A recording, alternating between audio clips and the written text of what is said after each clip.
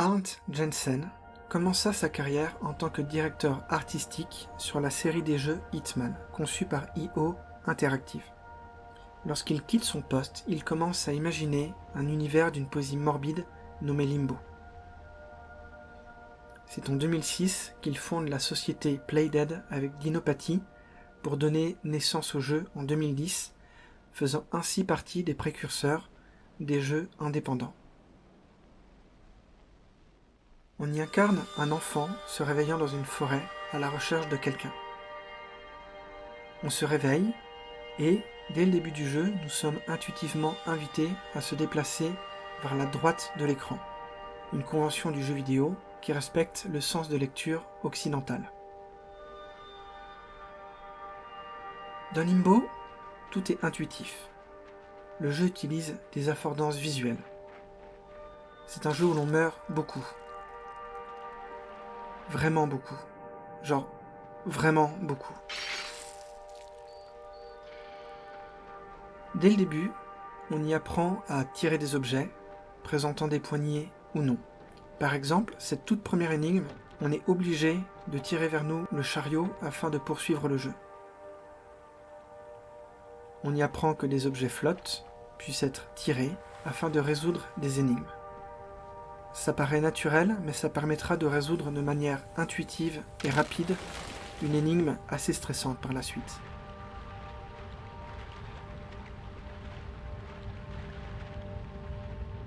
On apprend assez vite à repérer des pièges. Le langage visuel ici est évident. Les pics égale piège à loup égale danger. Et on apprend assez vite à utiliser les pièges à notre avantage, notamment lors de la rencontre avec la gardienne où l'on doit rediriger les pièges sous ses pattes afin de libérer le passage.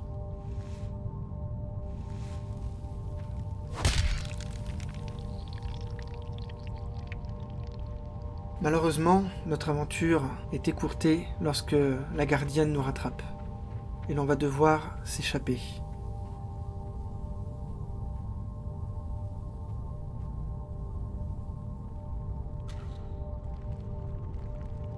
Les puzzles de Limbo font appel à des mécaniques de gameplay très simples. Mais le jeu n'est pas simpliste, c'est parfait pour les novices et ça permet d'apprendre pas à pas des nouvelles notions et des énigmes.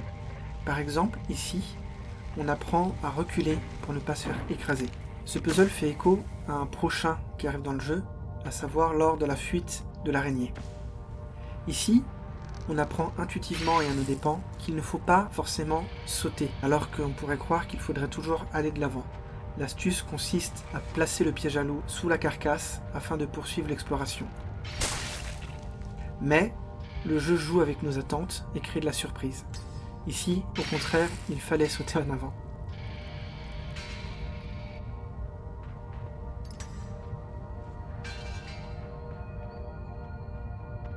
Parfois le jeu fait le parti pris inverse. Ici, il y a un piège. Et ici, il n'y en a pas. Et pourtant, c'est grâce à ça que le jeu nous invite à être attentifs à notre environnement. Notre rencontre avec la gardienne fait écho avec une autre rencontre, a priori inoffensive, mais au final bien plus sournoise. Bonjour les enfants perdus. Ouais, on peut dire qu'ils ont un certain savoir-faire pour accueillir les arrivants. Parfois, c'est carrément un puzzle entier qui va jouer sur une sorte de pattern. Il va falloir jouer sur, a priori, du bon sens. Ici, la bonne façon de faire est d'éviter les pièges successivement, afin de ne pas se faire prendre par le troisième. Lors de notre arrivée dans la ville, c'est le code visuel des boutons poussoirs qui est mis à rude épreuve. Ça ne pardonne pas. Par contre, une fois que l'on a réussi à bien lire le code visuel, on peut utiliser l'environnement à notre avantage.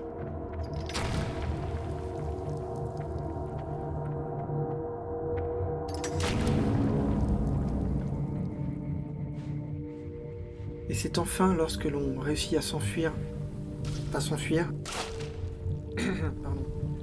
de l'araignée, que l'on va pouvoir appliquer tous nos apprentissages à la fin de cette introduction du jeu.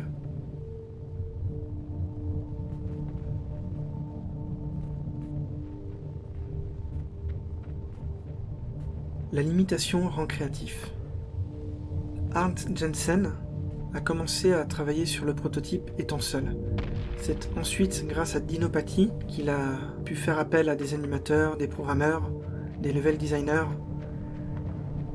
Mais c'est bel et bien parce que l'équipe était avec une taille réduite et qu'il n'y avait pas beaucoup de technologie à mettre en œuvre que le jeu a pu se concentrer sur une direction artistique simple mais soignée et élégante, tout en étant dans la suggestion, alors que le jeu est volontairement macabre et c'est ce qui en fait sa force.